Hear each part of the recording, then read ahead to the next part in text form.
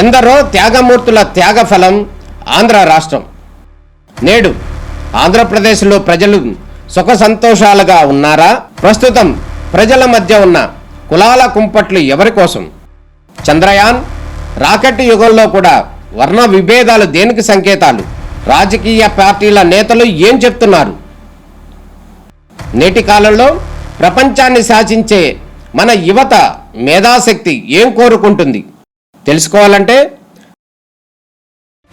ఆంధ్ర యువగలం. ప్రజల మాటే మా నోట. రాష్ట్రంలో అత్యంత సమర్థవంతంగా ఈ రాష్ట్ర ప్రభుత్వం పనిచేస్తూ ఉంది. ప్రభుత్వం వచ్చిన తర్వాత అనేక సమస్యలు పరిష్కారం చేయటం, గతంలో మరి ఈ రాష్ట్రాన్ని దోచుకున్నటువంటి జగన్మోహన్ రెడ్డి అరాచకాలను బయటపెట్టడం, ఇవన్నీ చూసి తట్టుకోలేక ఇవాళ జగన్మోహన్ రెడ్డి పోరుబాట అని చెప్పి మాట్లాడుతున్నారు. అసలు మీకు ఏ అర్హత ఉంది? ఇవాళ రాష్ట్రాన్ని సర్వనాశనం చేసి రాష్ట్ర ప్రజల్ని నిజంగా రాష్ట్రం విడిచి వెళ్ళిపోవాలనే విధంగా తయారు చేసినటువంటి వ్యక్తి జగన్మోహన్ రెడ్డి. ఇవాళ మేము మాట్లాడుతూ ఉన్నాడు, మేము వచ్చిన తర్వాత అన్ని సమస్యలు పరిష్కారం చేస్తూ ఉన్నాం, మీరు చేసినటువంటి అరాచకాలన్నీ కూడా బయటకు తీస్తూ ఉన్నాం, ఆ చట్టం మొత్తం కూడా బయటకు వస్తూ ఉంది ప్రజల్ని డైవర్ట్ చేయడం కోసం. నిజంగా నీకు దమ్ము ధైర్యం ఉన్నట్టయితే మొన్న అసెంబ్లీ సమావేశాలకు వచ్చి నువ్వు మాట్లాడాలా? నువ్వు అసెంబ్లీ సమావేశాలకు వచ్చి మాట్లాడకుండా ఇప్పుడు ఏదో పోరుబాట రోడ్డు ఎక్కుతాం. ఏం చేయాలనుకున్నావు ఈ రాష్ట్రాన్ని? ఇవాళ తరలిపోయినటువంటి పెట్టుబడులు ఈ రాష్ట్రాన్ని తిరిగి వస్తున్నాయి. ఇవాళ రైతు సమస్యలు, రైతులు ఇవాళ కష్టాలు పాలవడానికి కారణం నువ్వు కదా జగన్మోహన్ రెడ్డి గారు.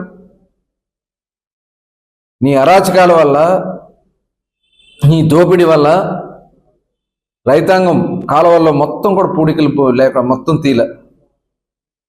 కనీసం పారెడు మట్టి తీసారా 5 సంవత్సరాల్లో? ఇవాళ మేము సక్రమంగా సమయానికి నీళ్ళు ఇవ్వడం బట్టి ఇవాళ రైతాంగానికి చక్కగా పంటలు పండాయి.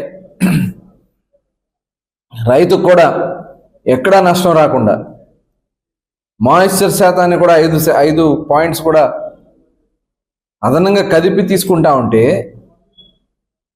ఇవాళ పంట పండినటువంటి పంటకి రైతు తోలిన వెంటనే 48 గంటల్లో వాళ్ళ అకౌంట్లో డబ్బులు పడుతున్నాయి. 5 సంవత్సరాలు నెలలు మీ ఆఫీసుల చుట్టూ, మిల్లుల చుట్టూ డబ్బుల కోసం పడిగాపులు పడింది వాస్తవం కదా. ఇవాళ మీరు నీతి గౌరులు మాట్లాడుతూ ఉన్నారు. ఇవాళ కరెంటు బిల్లుల పాపం మీది కాదా జగన్మోహన్ రెడ్డి గారు? పీపీఎల్ని రద్దు చేశావు. ఇవాళ పీపీఎల్ రద్దు చేయడం వల్ల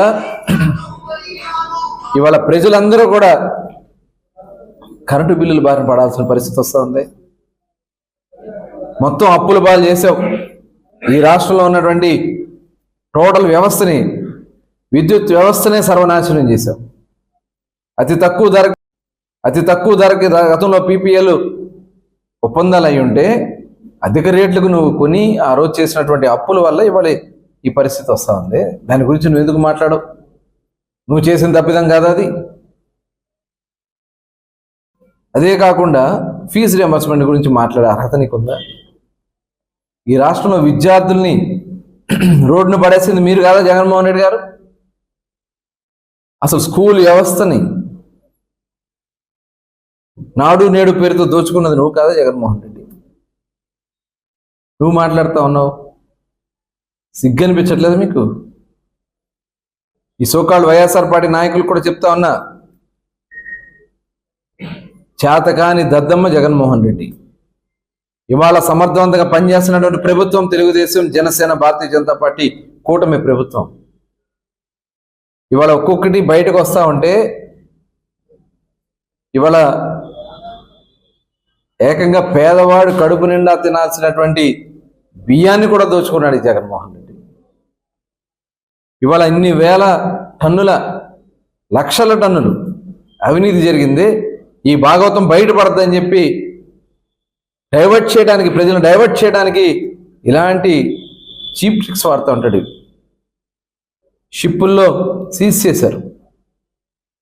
రేపు మొత్తం ఆ భాగవతం మొత్తం కూడా బయటకు వస్తుంది.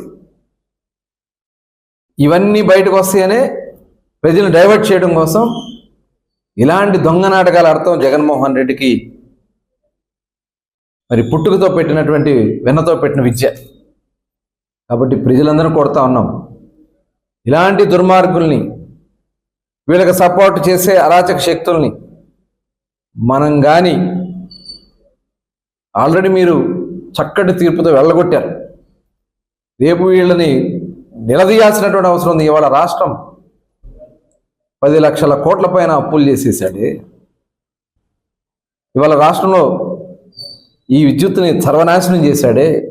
పిల్లల జీవితాల్ని రోడ్డు పాలు చేశాడే. బకాయిలన్నీ పెట్టేసి ఇవాళ ఇంటర్మీడియట్ పిల్లలకి మధ్యాహ్నం భోజనం కూడా పెడతా ఉన్నది. ఇవాళ పథకాలన్నీ ఒక్కొక్కటి ఇచ్చుకుంటూ వస్తున్నాం. పెన్షన్లు పెంచిన పెన్షన్ వల్ల 33,000 కోట్ల రూపాయలు ఇవాళ ప్రభుత్వానికి పడతా ఉంది. ఏ రాష్ట్రం ఇట్లా భారతదేశంలో దమ్ముండి జగన్మోహన్ రెడ్డి చెప్పానండి. ఇంత పెద్ద ఎత్తున 65 లక్షల మందికి పెన్షన్లు ఇస్తున్నటువంటి ప్రభుత్వం. అన్న క్యాంటీన్లు పెట్టించాం. ఇవాళ రెవెన్యూ సదస్సులు మీరు చేసినటువంటి తప్పిదాలు బయటపడతాయనే ఈ రెవెన్యూ సదస్సుల్లో మొత్తం మీ దోపిడీ బయటపడద్దనే ఇలాంటి దొంగ నాటకాలు ఆడుతూ ఉన్నాడు. ప్రజలారా దయచేసి మిమ్మల్ని అందరినీ కోరుతా ఉన్నా, ఇలాంటి దుర్మార్గుడిని ఎట్టి పరిస్థితుల్లో కూడా మనం మళ్ళీ రోడ్ల మీద రానిస్తే మన రాష్ట్రం ఎవ్వరూ కాపాడలేరు. చక్కటి తీర్పిచ్చుకున్నాం, చక్కగా పరిపాలన చేస్తూ ఉన్నాం, చక్కగా రాష్ట్రాన్ని అభివృద్ధి చేసుకుందాం.